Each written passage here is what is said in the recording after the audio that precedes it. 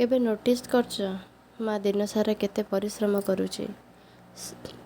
ସକାଳୁ ସେ ଉଠି ସମସ୍ତଙ୍କର ଯତ୍ନ ନେବା, ଆଗ ଉଠିବା, ଘର ସମ୍ଭାଳିବା, ରୋଷେଇ କରିବା, ତମର ସେଇ ଛୋଟ ଛୋଟ ଜିନିଷକୁ ଧ୍ୟାନ ରଖିବା, ଆଉ ଇଏ ସବୁ ବିନା ମତଲବରେ କରିବା, ସେଇଟା ଗୋଟେ ହିଁ ତମର ଜିନିଷ ନା କି ତାର ପାଇଁ ତମର ଭଲ ପାଇବା, ତମର ସେଇ ଟିକିଏ ହସ ପାଇଁ ସେ ଦିନ ସାରାର ପରିଶ୍ରମ କରିଥିବା ସେ ହାଲିଆଟା ସେ ଭୁଲିଯାଏ। କାହିଁକି ନା ସେ ମା ତମର ସେଇ ଗୋଟେ ଟେନସନ୍ ପାଇଁ ସେ ବାର ବାର ଟେନସନ୍ ହୁଏ। କାହିଁକି ନା ସେ ମା। କିନ୍ତୁ କେବେ ଭାବିଛ ତା ପାଇଁ ଆମେ କ'ଣ କରିବା ଦରକାର? ଭାବିବା ଦରକାର ୟାର। କାହିଁକି ନା ସେ ହେଉଛି ମା। ବେଶୀ କିଛି ନାହିଁ, ମୁଁ ବାସ୍ ଖାଲି ଏତିକି କହିବି, ତାକୁ ଟିକିଏ ତମର ସମୟ ଦେବା ଦରକାର।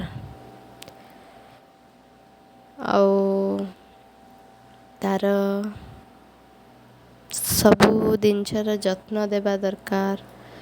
ଆମେ ଗୋଟେ ଜିନିଷ ବହୁତ ଦିନଠୁ ଆମେ ନୋଟିସ୍ କରୁଛୁ, ଆପଣମାନେ ବି ନୋଟିସ୍ କରିଥିବେ, ମା ବହୁତ ମାନେ ଘର କାମକୁ ନେଇକି A to Z ସବୁ କାମ କରେ।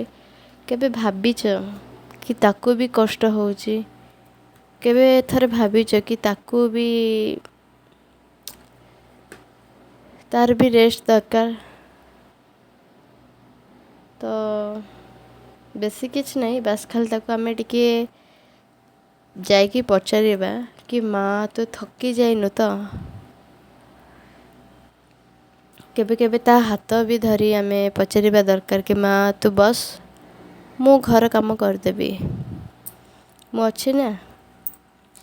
ଏଇଟା ବି ସତ କଥା କି ସେ ଯେତିକି ଆମକୁ ଭଲ ପାଉଛି ତାର ଓଲଟାଟା ଆମେ ତାକୁ ଦେବାଟା ହୁଏତ ଆମେ ଦେଇପାରିବାନି, ତା ବଦଳରେ ଆମେ ତ କିଛି ବି ତ କରିପାରିବା ନା। ତାର ହେଲ୍ପ, ତାକୁ ଭଲ ପାଇବା, ତାର କିଛି ବି ସେ ମା ନା, ସେ କେବେ ବି କିଛି କହିପାରେନି।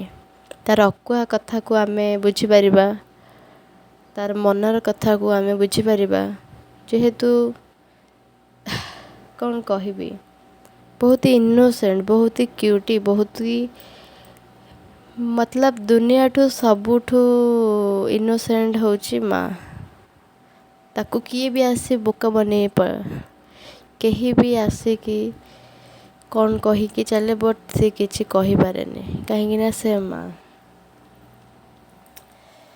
ତ ଆମେ ଗୋଟେ ଚେଷ୍ଟା କରିବା ଦରକାର କି ମାଆକୁ ଆମେ ସବୁବେଳେ କେମିତି ଖୁସିରେ ରଖିବା ଦରକାର।